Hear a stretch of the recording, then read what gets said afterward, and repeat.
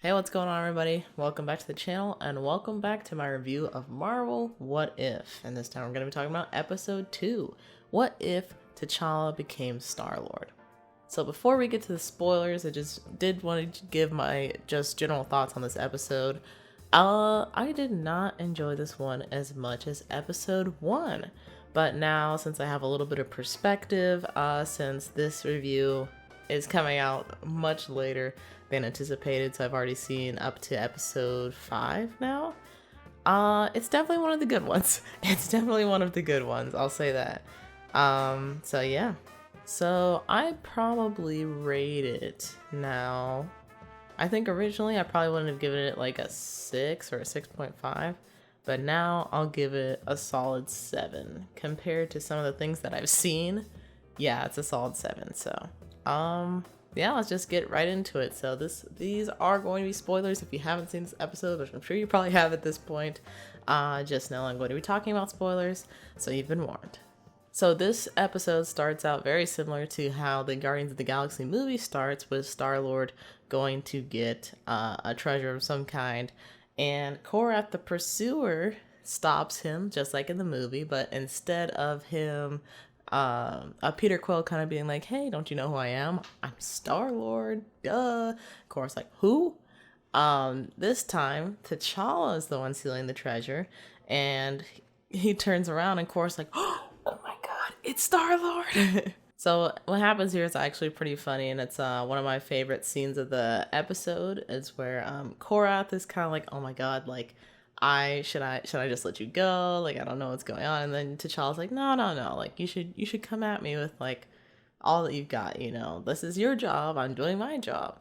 So he's like, should I use a gun? Should I not use a gun? He's like, dude, do whatever feels right. So they start fighting, and Korath hits T'Challa in the face. He's like, oh, I'm so sorry. I'm so sorry. He's like, no. That was fine. Do it faster, harder next time. So they continue to fight, and the fight gets interrupted by Yondu, who kind of swoops in and breaks things up as like more police and different soldiers are showing up. So T'Challa kind of scoops up Korath. He's like, I've recruited worse, and he takes him with him. So then we get the backstory as to how T'Challa ended up with Yondu, and basically, T'Challa as a kid was always like, I really like exploring, Dad. I want to go see what's out there in the world. And his dad was like, trust me, you don't want to see what's out there. There's a bunch of really bad people, and they're not gonna. It's not gonna be fun. But of course, T'Challa being a child, he's like, yeah, shut up, whatever. You don't know anything. So as he's playing with, I think, a ball, his ball goes outside of the walls of Wakanda. So he runs out there and he picks up the ball, and Yondu's ship like kind of comes down, and two of his henchmen come out, and they kidnap T'Challa pretty much, even though T'Challa kind of went willingly. And Yondu's like, what? Like, who is this kid? This is not the kid that we're looking for. And they're like, what? What are you talking about? 2 eyes, 2 nose holes, 1 mouth hole. That has to be right. That has to be right. Which I thought was funny, but I was also like, but everybody else there has 2 eyes and 2 nose holes, 2 mouth holes. I'm like, I don't know. But, yeah. So Yondu is kind of looking at T'Challa, because T'Challa's like, whoa, spaceship, dope. And he's like, oh, you like exploring, kid? He's like, yeah, I want to explore the world. He's like, why stop there? You could explore the universe with me. And that's basically how it happens. T'Challa's like, okay. And he just leaves out home. And interestingly enough, this whole episode, like, every character is affected, or I think pretty much every character is affected positively by T'Challa's influence. So Yondu becomes a good guy, and he stops stealing just for money, and is like kind of becoming him, and like the other Ravengers are kind of like becoming the Robin Hoods of the universe, like steal from the rich or steal from bad guys and give to good people, which is very interesting. I don't know how to feel about it, because on one hand I'm like, I don't know if the MCU, like the theatrical T'Challa, was as influential as this one is. So it feels weird to see him be that way. But yeah, definitely an interesting take. So, speaking of the Ravengers, when they go back to their base, we see that Thanos is among them, and he's apparently a good guy, at least for the moment. And the wildest part about this episode is when they're explaining how they got Thanos to be on their side. All they said was like, all they had to do was have a conversation with him and tell him, like, hey, this is wrong. We can find a better solution. And the memes that showed up after this of just all the Avengers had to do was talk to Thanos. That was hilarious. And also, see, that makes me even more curious because we don't see it in the episode. What did T'Challa say to Thanos to convince him not to go through with eliminating half of the freaking universe? I think they really should have showed that because I'm so intrigued by that even still, like right now. But moving on from that, if Thanos is a part of it, of course, Nebula has to be there too. And Nebula's got like a nice, got some nice golden locks, presumably a wig. But still, she like has some nice hair. She's got on like tight dresses and stuff, and she's calling T'Challa Cha-Cha. So like there could or could not be involved. Like that was pretty interesting because we've never seen Nebula act so what's the word? Like friendly? I don't know if friendly is the word, but so inviting, I guess. I don't know. It's so weird. I loved it. It was so weird. But when they all get together, the Ravengers are talking about getting these embers, and I think this might be what Thanos was referring, or not Thanos, T'Challa was referring to when talking to Thanos. These embers can help duplicate livestock and agriculture. So basically, if there's more people than food, then we can double the food, so that way we can have a more sustainable like not as many people will be hungry. We won't have as many food insecurity issues, pretty much. So in order to get these embers, they need to get it from the collector. And since Thanos was not like the kingpin, so to speak, the collector became the kingpin. And it's actually interesting to see the collector's transformation because of that. I don't know if it was I don't know what factors went into his physique change, but that was also hilarious to see him like super built and buff, and I think even tall. Way different than theatrical version of him. We also find out that the Black Order works for the collector instead of Thanos, so their loyalty lies with the money and like I guess whoever has the most power. So they'll definitely be dealing with them later on in the episode. So when they finally arrive on Nowhere, they have a plan where Thanos and Korath are going to distract people on the outside while T'Challa and Nebula infiltrate on the inside. So T'Challa is kind of going through the back door and is trying to get the embers, while Nebula is going into the front door, meeting with the collector directly, saying they have an appointment because she wants to settle some kind of debt. So as T'Challa is sneaking his way through the back door, he happens to see Howard the Duck. And a lot of people are freaking out about this, and we're like, oh my god, look at that. Look, Howard the Duck, he's there. I was just like, oh, duck character, cool. I'm not super familiar with Howard the Duck, so obviously I have some research to do. I just thought it was funny. Everybody was like kind of making a stink about it, like, oh, look, Howard, a little rascal, and I'm just like, duck, nice. Anyway, as T'Challa is going through his base, he happens to stumble upon, I think, a Wakandan ship.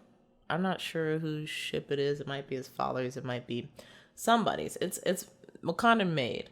And he's able to see this message from his father, who Yondu said was dead. And Yondu had told him that there was a war in Wakanda, and it basically like destroyed all the people. And that just further demoralized T'Challa from wanting to go back to Earth, because he's like, well, I guess my dad was right. There's bad people on Earth and they're just going to destroy everything, pretty much. But he found out that was wrong, and Yondu actually lied to him. So now he's going to make some plans to go back to Wakanda. And his father, he had made it up to that point. So that's also a difference between the theatrical version and the what if version. So I think just as he's figuring out this revelation, He ends up getting caught by security and then is put into a cage along with a lot of other people who are, I guess, like rare specimens. And it's even funny that T'Challa gets to speak with the Collector while he's in the cage, and he's just like, I don't know why you want me. Like, I'm a human out of like billions on Earth. He's like, yeah, but your physique is quite interesting. So even the Collector is kind of fanboying for T'Challa a little bit. But the whole reason why he was being caged is because Nebula basically betrays T'Challa and uses him as a way to settle her debt. So Cha-Cha and Nebula not looking too good there. And just as that is going down, Thanos and Korath are met with the Black Order, and they basically imprison them and a bunch of the other Ravengers, such as Yondu. Yondu also got imprisoned. So they're just sitting there, like, talking it out and talking about this plan. Like, wow, I can't believe Nebula did this, blah, blah. And just as they're getting into the thick of spreading that slander for Nebula, Nebula shows up and frees the Ravengers. And she's like, okay, so here's what's really going on. Me and T'Challa made this plan where I was going to be turning him in to settle my debt. And then we were going to turn around, betray the Collector again, get those embers, and get out of here. And so then everybody, like Thanos, Korath, Yondu, are like, well, why didn't you tell us this? They're like, well, some of you can't really keep a secret, so... And so, yeah, they just basically kept it to themselves in order to keep the plan very or genuine. I don't know what the word is, but, you know, if you're... The best way to fool your enemies is by fooling your allies. That's not the quote, but that's basically what it means. Cutting back to T'Challa, T'Challa is sitting there in the cage after having talked to the Collector and saying, you know, where I'm from, putting people in cages is not taken lightly. And the Collector's assistant, Karina, actually really resonated with that, seeing as she was the assistant, she's probably seen some very terrible things. So Karina lets T'Challa out, and T'Challa goes to find the Collector so that they can have their little final showdown. As they're getting in this fight, the Collector pulls up this weapons rack full of like all kinds of different weapons, including some that you might be familiar with, such as Captain America's shield, Thor's hammer, and Hela's helmet, which he ends up using in the fight against T'Challa, which is really, that was one of the coolest, like if there was like a screen cap moment, that would be one of them, because you see him put on the helmet and it's kind of like he's embodying Hela in that moment while they're fighting. Although I do have to say, the action in this particular episode wasn't as exciting to me as it was in episode 1, but it was still, you know, it wasn't bad. It just wasn't